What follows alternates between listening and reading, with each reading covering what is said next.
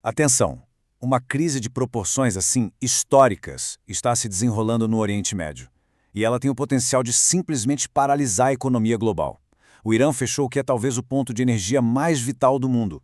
E agora as nações assistem, meio hesitantes, enquanto a região inteira mergulha no caos. O nosso foco aqui são os eventos do dia 15 de março de 2026, um dia que, sem dúvida, marcou uma escalada dramática em toda essa tensão global. E no centro de tudo isso está ele, o Estreito de Hormuz. Isso aqui é muito mais que uma rota marítima, viu? É, na prática, a principal artéria de energia do mundo. Para entender a magnitude do problema, basta olhar para esse número: 20%. Um quinto de todo o petróleo do planeta passa por esse corredor estreito. Uma interrupção aqui, por menor que seja, causa um verdadeiro terremoto na economia mundial. E essa interrupção veio com uma declaração bem desafiadora do novo líder supremo do Irã. Foi o gatilho. A partir daqui, uma reação em cadeia começou imediatamente.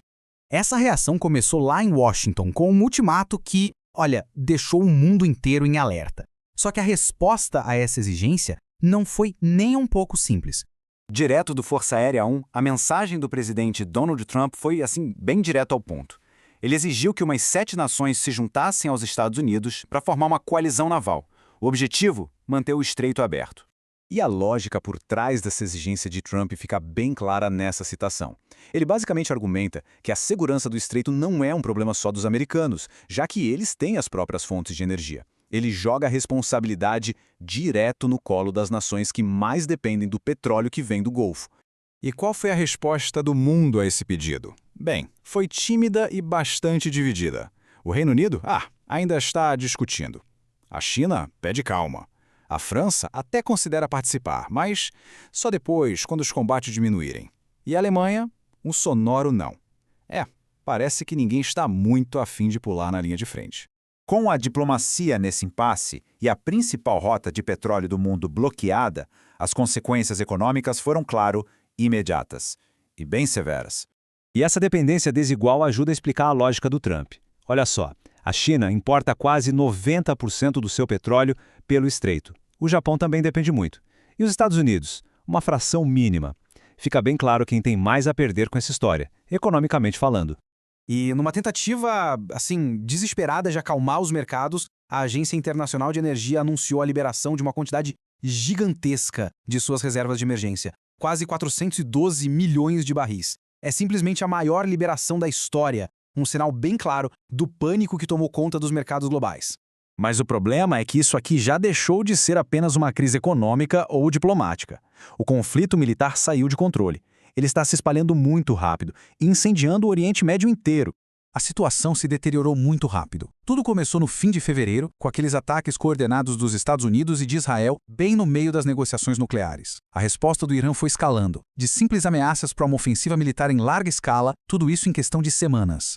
O Irã agora não se contém mais. Já são centenas de mísseis e drones sendo disparados contra os vizinhos árabes. Teherã alega que os alvos são americanos, mas os ataques estão atingindo aeroportos, campos de petróleo e até áreas civis. Isso transformou a disputa numa guerra regional de fato. E, para piorar tudo, Israel está relatando que o Irã está usando armas super controversas como as bombas de fragmentação. Esse tipo de munição se espalha por uma área muito grande, sabe? Isso as torna especialmente perigosas em áreas povoadas e bem difíceis de serem interceptadas por algumas defesas aéreas. Agora, por trás de toda essa geopolítica, de toda essa economia, existe um custo humano que é devastador. A cada dia que passa, o número de vítimas só aumenta e a escala da tragédia fica cada vez mais clara. Os números são muito pesados. No Irã, o número de mortos já passa de 1.300. No Líbano, que acabou sendo arrastado para o conflito, são pelo menos 820 vidas perdidas. E a essa conta se somam dezenas de mortes de civis nas nações do Golfo, e também as baixas militares de Israel e dos Estados Unidos. A crise humanitária que vem junto com a militar é imensa. Só no Líbano, 800 mil pessoas tiveram que deixar suas casas em apenas 10 dias. Para se ter uma ideia, isso é quase 1 em cada 7 pessoas do país. Agora são refugiados em sua própria terra. Então, para resumir a situação, o Oriente Médio está no meio de uma guerra de múltiplas frentes. É um conflito generalizado, que envolve Irã, Israel, Líbano, as nações do Golfo e com os Estados Unidos, claro, profundamente envolvidos. O que a gente tem agora é um impasse muito instável, com combates acontecendo em todas as frentes. A grande pergunta que fica no ar e que assusta o mundo inteiro é: sem nenhum caminho diplomático à vista, o próximo passo vai ser uma guerra total para forçar a reabertura do Estreito de Hormuz? O mundo todo prende a respiração.